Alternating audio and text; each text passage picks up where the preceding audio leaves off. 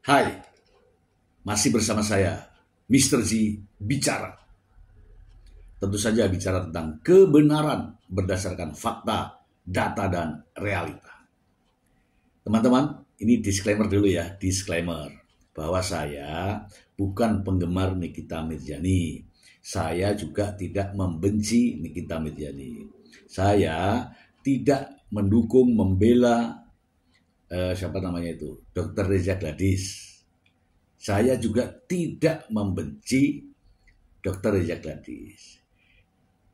Saya di sini membahas mengenai masalahnya, bukan masalah bela-membela. Oke ya, sampai di sini sudah paham ya. Jadi nanti ada yang komentar lagi, ini buzzer dari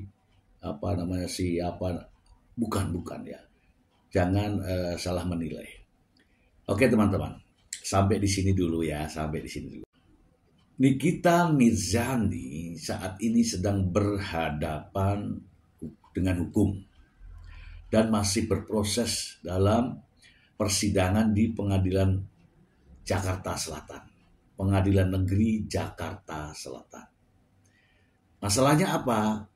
Tuduhannya adalah adanya pemerasan, kemudian pelanggaran Undang-Undang ITE, dan juga terkait dengan TPPU. Itu kita bahas. Kita lepaskan terlebih dahulu suka atau tidak suka. Dan saya di sini pada posisi tidak pada salah satu pihak. Teman-teman, ada sebuah berita, supaya fair ya, saya ingin membacakan untuk Anda. Lalu kemudian kita membahasnya. Beritanya adalah sebagai berikut. Supaya tidak jadi fitnah ya teman-teman ya. Kita bacakan langsung dari sumbernya. Dari Okezone. Dijerat pasal TPPU. Nikita Mirzani sebut dakwaan JPU sebagai halusinasi. Kita baca aja ya. Jakarta, Nikita Mirzani merespon surat dakwaan dari Jaksa Penuntut Umum terkait kasus yang menjeratnya di PN Jakarta Selatan. Menurut Nikita, dakwaan yang dilontarkan JPU adalah halusinasi dan bualan belaka. Nikita menuduh banyak hal fiktif yang dilontarkan JPU. Nikita sendiri dilaporkan selegram Reza Gladys dengan dugaan pemerasan dan pengancaman. Namun dalam dakwaan JPU, Nikita dan asistennya Ismail Saputra justru didakwa melanggar pasal 45 ayat 10 huruf A, junto pasal 27B ayat 2 Undang-Undang RI nomor 11 tahun 2008 tentang informasi dan transaksi elektronika yang telah diubah dengan Undang-Undang nomor 1 tahun 2024. Junto pasal 55 ayat 1 ke 1 KUHP atau pasal 369 ayat 1 KUHP junto pasal 55 ayat 1 KUHP. Kemudian Nikita juga didakwa dengan pasal 3 Undang-Undang nomor 8 tahun 2010 tentang pencegahan dan pemberantasan tindak pidana pencucian uang junto pasal 55 ayat 1 ke 1 KUHP. Ini adalah halusinasi yang mulia karena banyak sekali ujar Nikita yang kemudian dipotong hakim ketua. Sebentar ya, apapun itu isinya, saudara sudah mengerti isinya, tanya hakim. Nikita mengaku sudah memahami sebagian isi dakwaan, namun sebagian lainnya banyak poin yang dirasa tak sesuai fakta. Kalau identitas saya yang dipertanyakan betul, tapi isinya saya tidak melakukan tindak pidana kekerasan, apalagi pencucian uang yang dibicarakan oleh JPU. Isinya kebanyakan fiktif yang mulia, lanjut Nikita. Hakim lalu menyarankan Nikita untuk melakukan pembuktian dalam proses persidangan selanjutnya. Dia menilai Nikita terlalu berbelit saat ditanya apakah memahami isi dakwaan tersebut. Menurut saudara, isinya fiktif atau apapun itu, tapi sudah mengerti ya, ujar hakim ketua.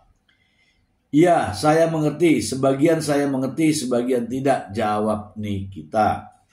Selaku terdakwa, Nikita pun menegaskan bakal mengajukan eksepsi atau nota keberatan atas dakwaan tersebut. Saya sudah tahu saya akan melakukan eksepsi karena semua yang dibicarakan oleh JPU adalah bualan. Banyak sekali kata-kata yang dihilangkan, ungkapnya. Hakim kembali meminta Nikita Mirzani untuk melakukan hal tersebut sesuai jadwal sidang yang sudah ditentukan.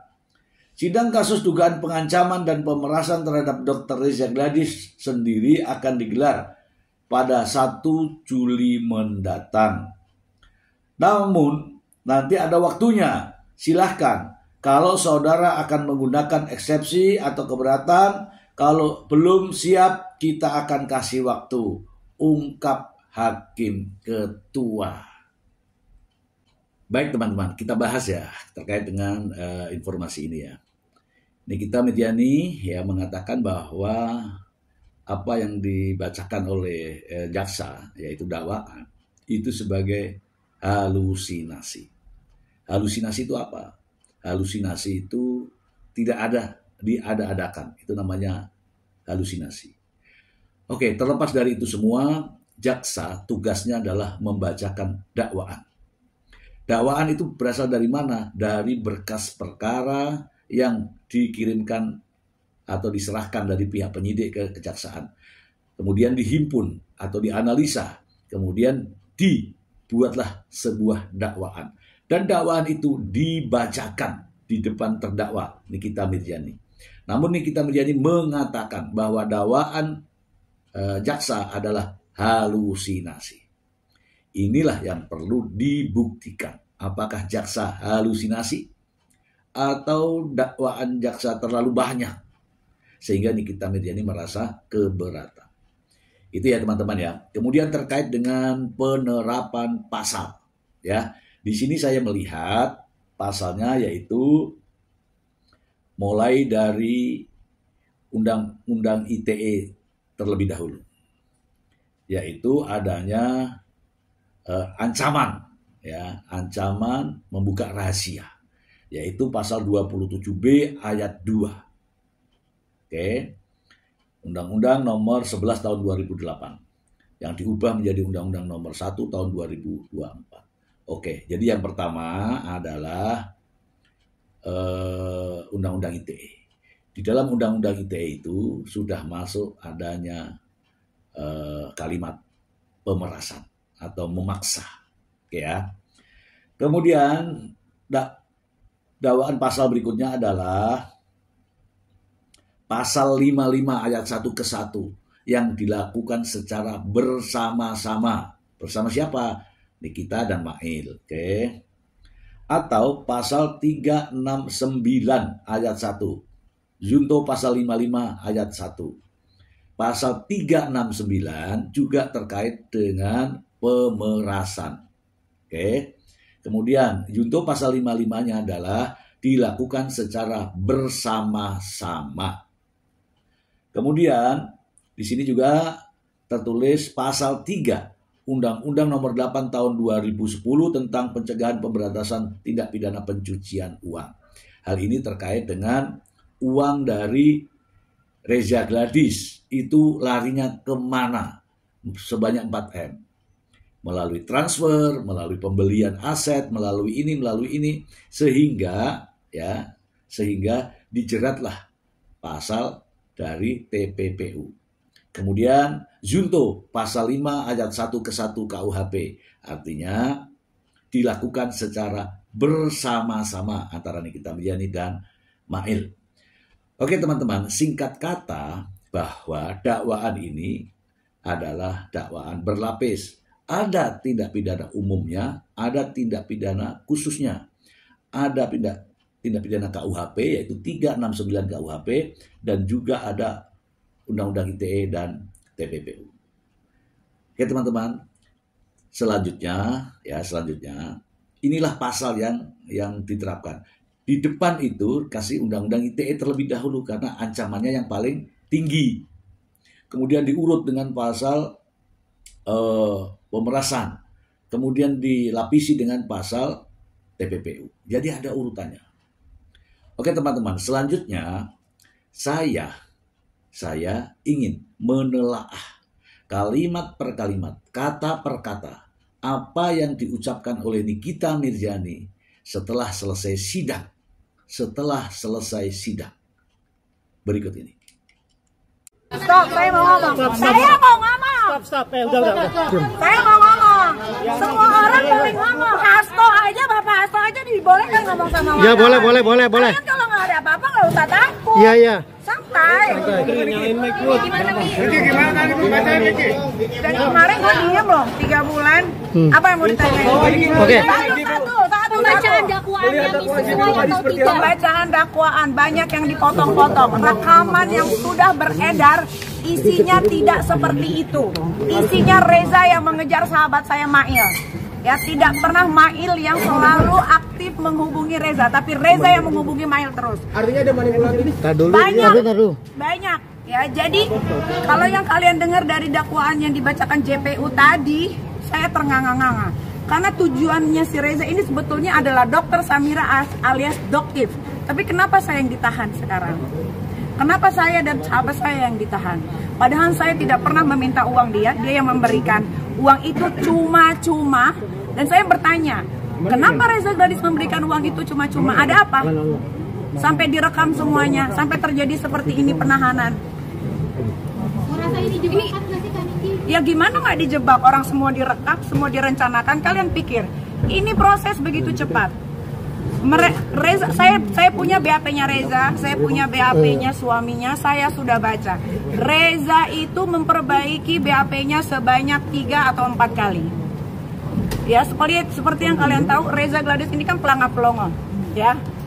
BAP yang pertama itu dirinya dia yang pelangap-pelongo. BAP yang kedua, BAP yang ketiga itu sudah terstruktur, terkondisikan dengan baik. Ya, tapi saya memang sengaja untuk diam selama ini. Kenapa? Karena saya mau mendapatkan hasil dari BAP Reza dan suaminya. Ternyata betul dugaan saya. Oke teman-teman, itu adalah video yang beredar ya. Itu sudah beredar di berbagai media sosial. Saya mengambilnya, kemudian saya mencoba meneliti ya. Sebelumnya mohon maaf ya teman-teman, saya sekali lagi tidak membela siapa-siapa. Saya akan mengulas semuanya secara gamblang. Tidak perlu bertanya siapa saya, tetapi yang jelas saya paham betul ini dan saya membidangi masalah-masalah seperti ini. Oke. Teman-teman, dari pernyataan Nikita Mirzani ini saya mengambil 9 poin pernyataan. Yang pertama ya. Saya sudah catat. Yang pertama nih. Saya mau ngomong. Semua orang boleh ngomong. Hasto saja boleh ngomong sama wartawan. Kalian ada apa? Kalau nggak ada apa-apa nggak usah takut, santai. Dah bahasanya seperti itu. Nah, ada pertanyaan saya ini. Yang dimaksud kalian itu siapa? Ini mungkin kesal ya, karena mungkin ada jaksa pengawal itu melarang. Mungkin mohon maaf ya, mungkin. Sehingga dia mengatakan, saya mau ngomong secara emosi. Sampai uratnya kelihatan ya. Oke, itu yang pertama. Yang kedua, kemarin saya diam loh 3 bulan. Apa yang mau ditanyakan? Satu-satu gitu kan. Yang kedua, kalau dibilang kemarin saya diam 3 bulan, ya wajar. Karena masih dalam proses hukum. Wajar. Gak perlu diomong-omongin, semua orang tahu. Karena masih di dalam tahanan. Jadi gak ada yang ditempati ngomong. Oke. Mungkin gak boleh bawa HP kali juga ya. Yang ketiga ini yang inti ya. Ini kita mengatakan begini karena ditanya oleh wartawan. Bagaimana terkait dengan dakwaan yang sudah dibacakan oleh jaksa penuntut umum? Ini kata Nikita. Terkait pembacaan dakwaan, jaksa yang dipotong-potong. Rekaman yang sudah beredar isinya tidak seperti itu. Isinya Reza yang ngejar sahabat saya, Mail. Tidak pernah Mail yang aktif, selalu menghubungi Reza. Nih, padahal belum ada pembuktian rekaman. Belum ada. Jadi kemarin itu hanya narasi. Belum rekaman yang dipotong-potong. Kalau sudah menyajikan rekaman itu mungkin dengar suaranya ya, itu baru mengatakan bahwa rekaman itu dipotong-potong. Tetapi kalau kata-kata yang dijadikan jaksa itu hanya sebagai alasan untuk membuat dakwaan. Oke ya teman-teman ya. Jadi terkait dengan kasus Nikita Mirzani yang sidangnya kemarin baru dilakukan, itu belum masuk pada pembuktian. Jadi Nikita Mirzani di sini sudah mengatakan bahwa tidak seperti itu. Isinya Reza yang mengejar-ngejar sahabat saya, Mail. Tidak pernah Mail yang aktif selalu menghubungi Reza. Begitu kan? Nanti ada jejak digitalnya. Tapi nanti, bukan sekarang. Bukan juga kemarin. Intinya, tunggu. Karena pembuktiannya belum mulai. Oke ya, ini 3. 4. Kalau yang kalian dengar dari dakwaan jasa tadi, saya ternganga-nganga karena tujuannya si Reza adalah Dr. Safira alias Doktif. Tetapi kenapa saya yang ditahan sekarang? Kenapa saya dan sahabat saya yang ditahan? Mail maksudnya ya. Padahal saya tidak pernah meminta uang dia. Dia memberikan uang itu cuma-cuma. Sampai di situ ya, sampai di situ. Saya nggak potong nih, itu asli. Nah, di sini saya menilai ya teman-teman ya. Kalau yang kalian dengar dari dakwaan jaksa tadi, saya ternganga-nganga. Karena tujuan si Reza adalah Dr. Safira alias Dr. Doktif. Dokter fiktif. Apa sih doktif itu? Dokter negatif. Dokter detektif gitu ya mungkin ya. Oke. Nah ini saya tidak tahu ini. Apa kaitannya saya tidak tahu. Yang jelas ini kita mengatakan. Tetapi kenapa saya yang ditahan sekarang? Saya dan Mail kenapa ditahan sekarang? Oke, saya memberikan jawaban ya. Saya tidak tahu ini Nikita Mirzani bertanya kepada siapa, tetapi saya menjawabnya bahwa Nikita Mirzani ditahan karena telah menerima uang 4M. Apapun caranya, saya tidak tahu. Tapi silakan dijelaskan. Mengapa? Karena seseorang boleh mengakui uang itu uangnya, uang itu haknya ketika diperoleh dengan cara-cara yang sah. Oke ya, itu masuk dalam kategori unsur TPPU. Oke, clear ya, semua sempurna. Kemudian yang kelima. Yang kelima nih, kan ada sudah 4 tadi, yang kelima sekarang. Dan saya bertanya kenapa Reza Gladys memberikan uang itu cuma-cuma. Ada apa? Sampai direkam semuanya. Sampai terjadi seperti ini. Penahanan. Oke. Nikita Mirzani bertanya. Bertanya kepada siapa? Oke. Dan saya bertanya. Ini kan bunyinya begitu. Dan saya bertanya. Kenapa Reza Gladys memberikan uang itu cuma-cuma? Gila nggak? Cuma-cuma 4M. Kalau di Indonesia ini ada orang yang bagi cuma-cuma 4M, ya baru kali ini. Baru kali ini. Pakai logika aja, memberikan cuma-cuma 4M. Siapa yang teman-teman di sini yang memberikan uang cuma-cuma 4M? Oke, yang berikutnya ditanya sama wartawan. Apa merasa Nikita Mirzani ini sebuah jebakan? Nomor 6 ini. Ya gimana nggak dijebak, semuanya direkam, direncanakan. Kalian pikir ini proses begitu cepat? Ya kan? Kalian pikir ini proses begitu cepat? Saya punya BAP Reza, saya punya BAP suaminya. Begitu kan? Ya kalau urutannya ya laporan, kemudian penyelidikan, penyidikan, kemudian penahanan, dan seterusnya. Saya rasa masih standar ya, masih standar. Tapi Nikita Mirzani mengatakan begitu cepat. Oke, yang ketujuh. BAP, saya sudah baca. BAP si Reza saya sudah baca. Reza itu memperbaiki BAP-nya sebanyak 3-4 kali. Seperti yang kalian tahu, Reza ini kan plonga-plongo. Oh, plonga-plongo. Oke, plonga-plongo. BAP-nya pertama itu dirinya, dia yang plonga-plongo. Artinya sudah menganggap ya bahwa Dokter Reza ini plonga-plongo. Plonga-plongo itu maksudnya enggak cetas-cetas gitu, enggak cetar gitu ya.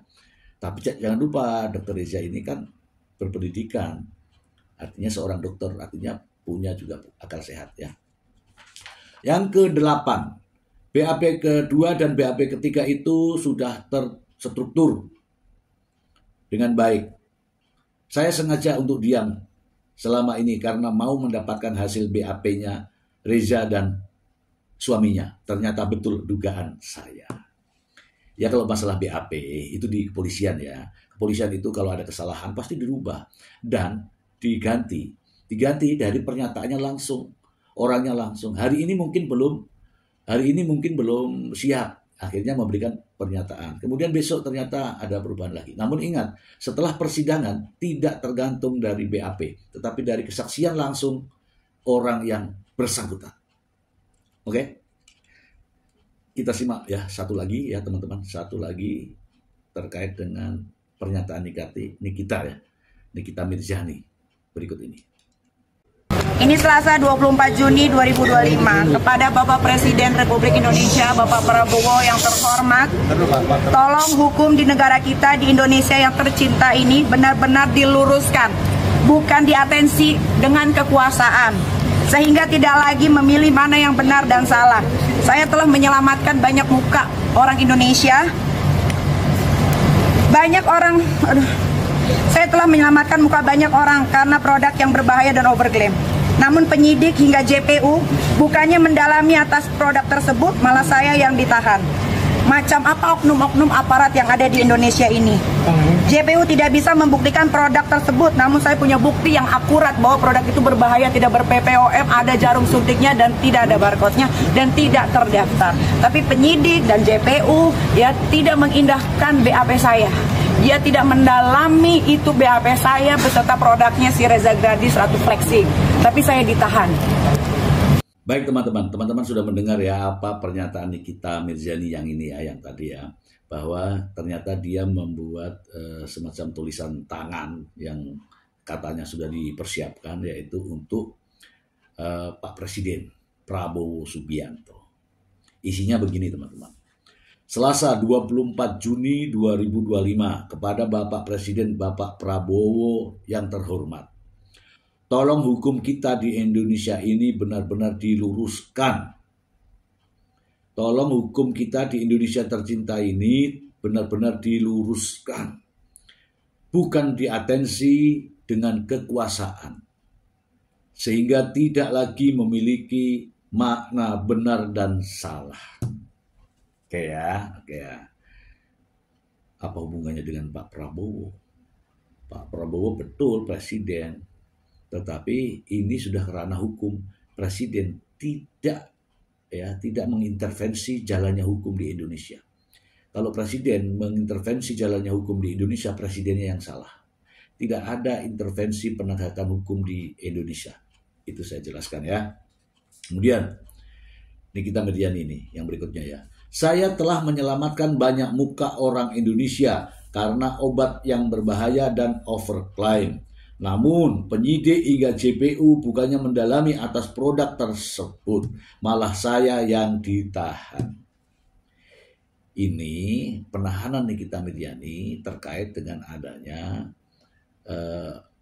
aliran dana uang dari Dr. Reza Gladis ke Nikita Mirzani, kemudian katanya dibayarkan sebagai DP rumah atau apa saya tidak tahu. Itu saja persoalannya. Belum masuk pada zat-zat berbahaya atau skincare berbahaya, belum ya, belum sampai di situ. Tapi itu juga penyebabnya. Oke. Kemudian ditanyakan di sini, macam apa oknum-oknum aparat yang ada di Indonesia ini? Nah, ini berbahaya.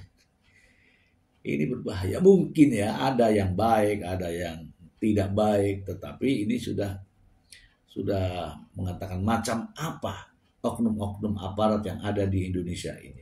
JPU tidak dapat membuktikan produk tersebut, namun saya punya bukti yang akurat bahwa produk itu berbahaya, tidak ber-BP POM, ada jarum suntiknya, tidak ada barcode-nya, dan tidak terdaftar.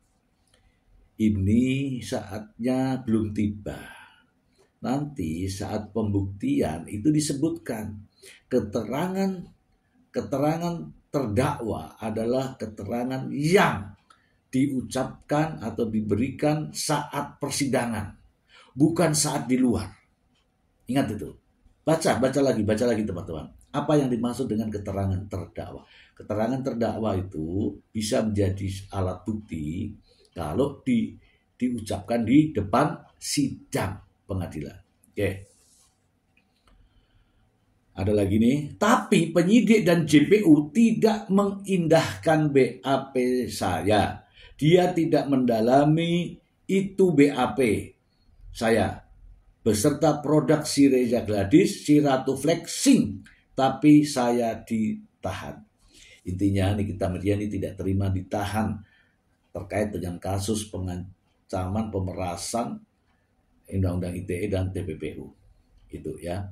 Nah, disinilah dakwaannya jaksa itu diuji. Kalau memang dakwaan jaksa itu tidak benar atau jaksa halusinasi dan sebagainya, justru kesempatan bagi kita untuk melakukan eksepsi.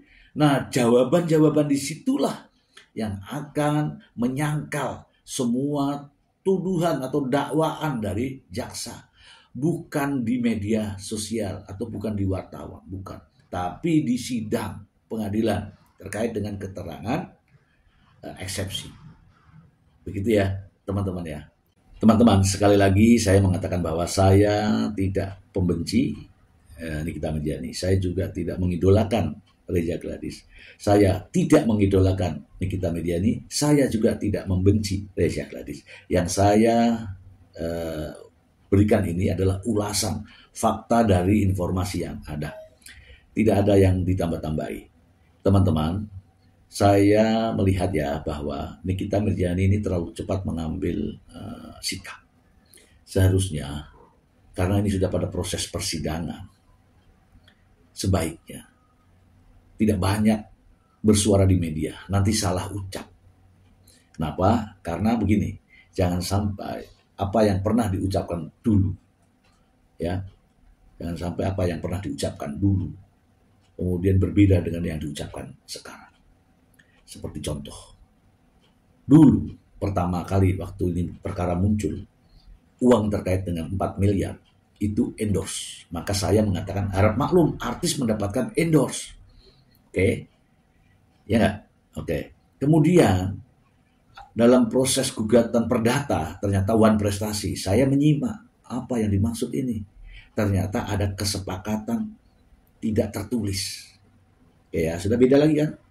Dari endorse, Wan Prestasi, kesepakatan yang tidak tertulis. Kemudian terakhir ini, Nikita Mirzani mengatakan bahwa itu uang diberikan secara cuma-cuma. Oh, kalau uang sebanyak itu diberikan secara cuma-cuma, sedangkan pemerintah saja ngasih uang ke yayasan, ke sekolah-sekolah itu bentuknya hibah, ada tulisannya. Kalau uang 4 miliar cuma-cuma, nah inilah yang dimaksud dengan TPPU. TPPU ini nanti akan mengusut tentang sah atau tidaknya Nikita Mirzani mendapatkan uang tersebut. Bagaimana asal-usulnya dan bagaimana penggunaan uangnya. Clear ya? Clear ya? Tidak saya memihak sana sini ya. Clear ya? Oke. Semoga bermanfaat. Terima kasih. Bye.